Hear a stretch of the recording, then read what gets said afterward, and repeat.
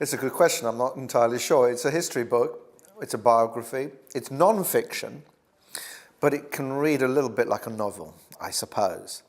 Except that while the story has the emotional drive of a novel, and I suppose the letters allow us into the emotional inner world of these two characters, Lev and Svetlana, ever so often, just as you're thinking, oh, this reads like a novel, you're reminded it's not by a letter and it's fact. There's nothing in the book that's made up. Everything is verified and has a footnote.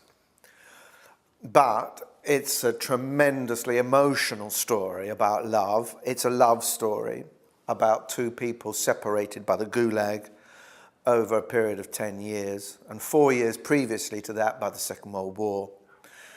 But they kept their love alive through this extraordinary correspondence, smuggled in and out of a labour camp. Not going through the censors, smuggled in and out.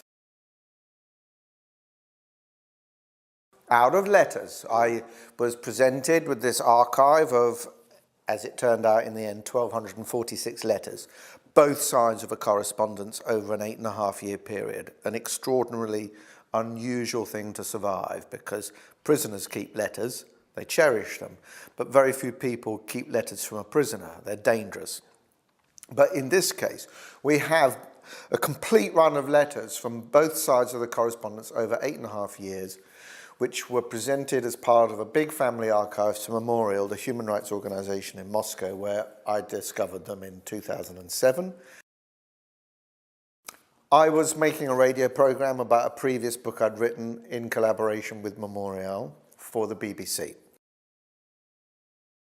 Is a human rights organization established in the late 1980s, which for 20 years has collected archives from people and taken interviews from people who in turn they've helped to find out their history, often from KGB archives, or trace people who've disappeared, relatives they don't know anything about. So they've built up a long relationship with survivors of victims of repression.